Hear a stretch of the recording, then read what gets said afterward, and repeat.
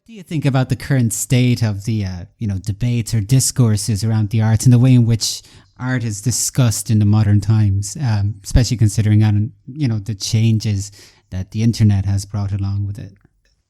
Well, one thing about the internet is that we spend more and more time looking at illuminated screens, which is, in some ways, it's as with all things connected with the internet, there's a tremendous upside and a tremendous downside as well. I mean, Google Images in itself is a very powerful research tool, I think, and the amount of literature that one can access and the number of connections you can make with the right kind of searches very rapidly, that's a tremendous luxury. But on the other hand, as one of the themes of the pursuit of art, that looking at images, just looking at photographs isn't really quite enough.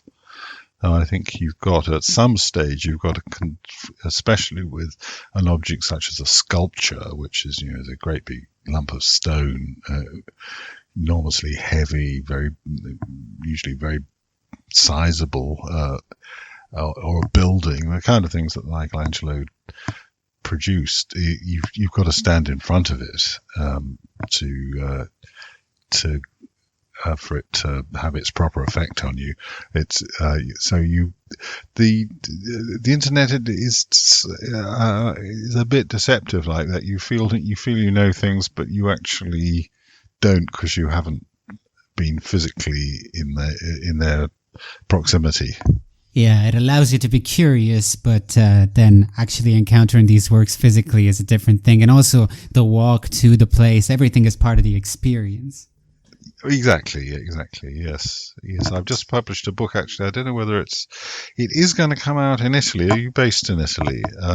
I'm based a little bit everywhere. I lead quite a nomadic lifestyle, but I was born in Italy.